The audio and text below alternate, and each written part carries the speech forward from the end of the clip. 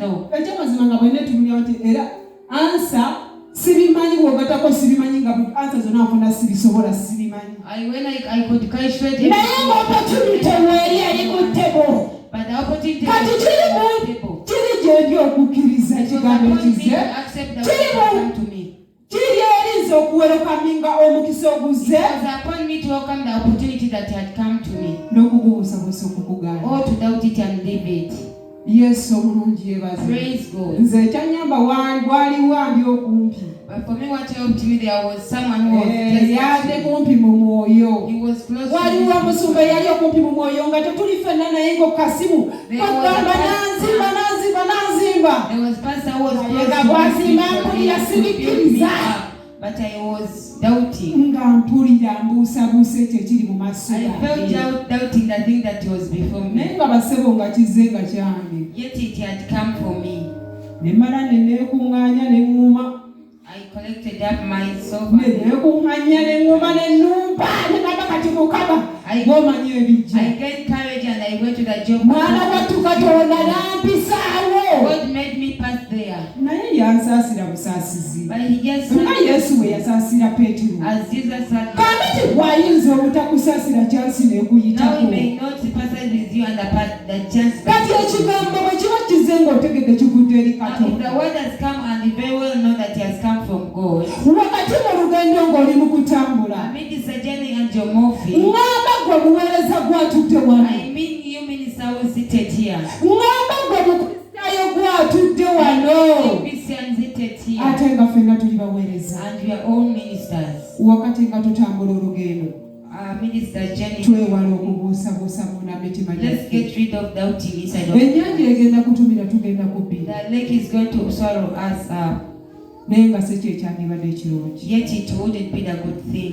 Yesu omulungi yebaze. Praise God. Nabagambye nti nze nawulira ennaku etagambika. I told you that I felt pity inside of me. Naye ng'ekigambo kyajja gyendi. Yet the word had come to me. Nennemerera okugoberera ekigambo kye kigamba. I felt to follow what was birabika bya just awo bya just birowoozo. I said that maybe they are just mere thoughts.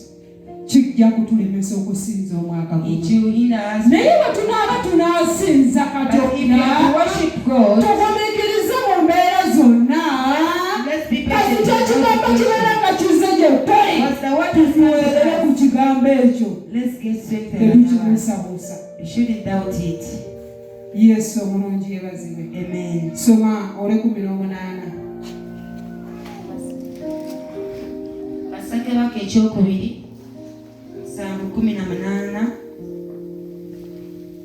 Awo ne kituukirira ng'omusajja wa Katonda bwe yagamba kabaka nti ebigero ebya sayiri bibiri ebya sekeri n'ekigero ky'obutta obulungi kya sekeri bwe kiriba bwe kityo mu mulyango gw'e Samaliya enkya bwe buliba nga kampegaano. Omwami oyo n'addamu omusajja wa Katonda n'ayogera nti laba nno Mukama bw'anaakola ebituli mu ggulu.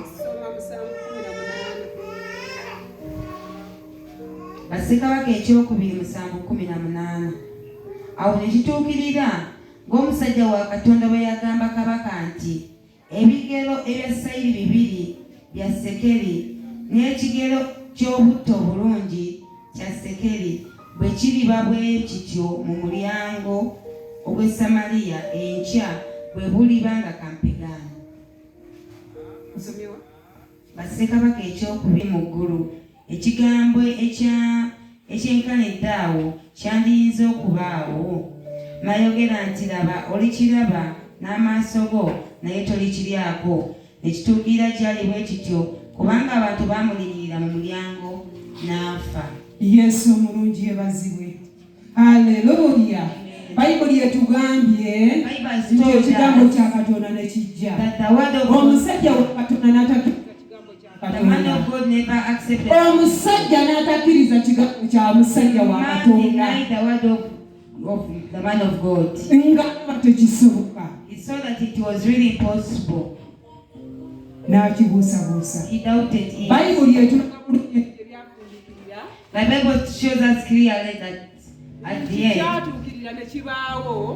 n'atabuusabuusa n'agondera ekigambo kya Katonda. How do you see if he had accepted the word of God Yesu omulungi yeebazibwe. Amen. Singa teyabuusabuusa kigambo kya If he did Katonda, not doubt the word of God, yandibadde omu ku bali abali bajaganya nga bali he would emmere. be one of those who will be just Naye olw'okubuusabuusa obali mu mutima gwe, but because of the doubt that was omusajja wa inside him, Katonda baamulinya mulyango n'afa. the man of God was saved. Kitegeeza ki munda mu kyo? What does it Nti mean? mulokole embeera y'oba omutima gwo bwe gunaasigala nga gubuusabuusa Eva, That born again, if your heart remains doubting, ojja kufaananako ng'omusajja ono. you will